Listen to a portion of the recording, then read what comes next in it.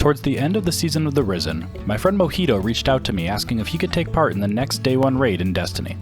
The only problem? He had never played Destiny before. Myself and my friends Voodoo Magic and Coach Calder came up with a checklist of things to do in order to prepare, with the hopes that he could get good enough to join our team.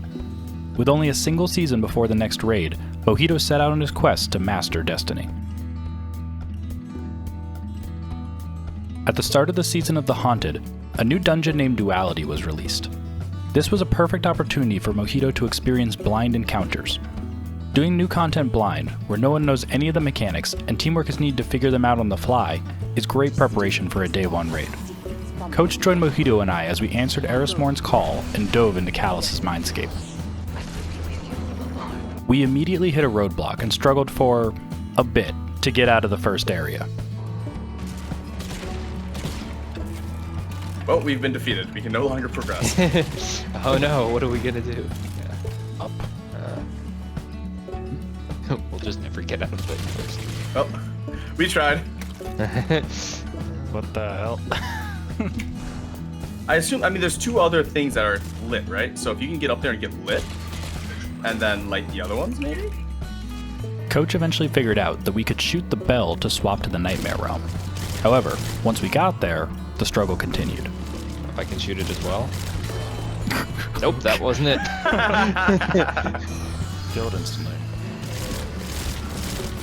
Nope. Nope. Alright, so don't shoot it. Hey, we gotta be next to it. Yeah, let's stand next to it. We melee it. Yeah, stand in here. Well, yeah, let's look around for a sec. Because it doesn't seem like we're on a timer. Nope, I shot it. Oh, okay, that worked. Alright, cool. After some trial and error, we mastered the complicated mechanic of shooting a bell to swap between realms, and our journey truly began. During the Galrun fight, we took a little while to figure out how the standard bearers worked. We figured out that Scions in the Nightmare Realm could create standards, which we could dunk in the normal realm. At this point, we assumed we were in the clear, and then the terrible ideas started. This area is, hold on, there are open areas behind them. There's nothing over there. Sure? Yeah, that's just enemy spawns. What if, since we can pull him, can we pull him to the other side if we get him into the bell? What? Eventually, Coach put all the pieces together, set out a game plan for us, and we started consistently getting to a DPS phase. After this, it was only a matter of time before...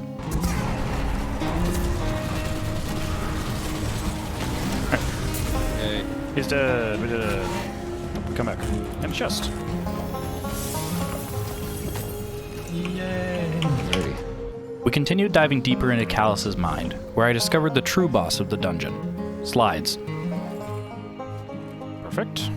Down the big slide. Oh, Ow. Jesus. I was like, this kind of reminds me of 0 Hour and the slide they had there, plap, and I died. I did it again. Are you effing kidding me? Put me at the top again. Alright, here we go, boys. Third time's the charm. I did it. Made it. We breezed through the statue puzzle, with Mojito figuring out that we needed to turn them the second we walked into the room. Statues are pointing different. They're pointing not towards the middle beforehand. Oh, interesting. The vault encounter went much smoother. We took a few tries to determine how to get the standards to show up, and we never really figured out the layout of the room, opting instead to run around randomly until we found the right symbols. We also each displayed our mastery of jumping during this encounter. Alright, we're going? Yep. Alright. Axe's cup. Oh, No. goodbye. Can I yeet around this corner? No, I absolutely 100% cannot. No one in the middle. Oh no! Just... In less than 30 minutes, we had opened the vault in Callus's mind, killed all the bosses, got our loot, and moved on to the final encounter. So far, Mojito had been mostly just along for the ride, which was understandable given that this was his first experience outside the Strike playlist. Coach and myself have been carrying him a lot during combat and damage, but we wanted him to take a bit more of an active role in the final encounter, and thus forced him to do something other than ad clear. We took a few wipes to learn the mechanics and consistently get to a damage phase, with Mojito and Coach running standards while I did ad clear and dealt with the bells. We thought we had it all figured out, except for one thing. You see, there's this one mechanic we didn't figure out, where if you stun Kaito while both you and her are close to a bell, you get a damage buff for a short time. Our strategy was to spread out and deal damage to Kaito from a distance to avoid getting stomped off the map. You see the problem. At no point in our run did we get this buff, and instead simply powered through for not 1, not 2, but 10 damage phases against Kaito to finish the dungeon.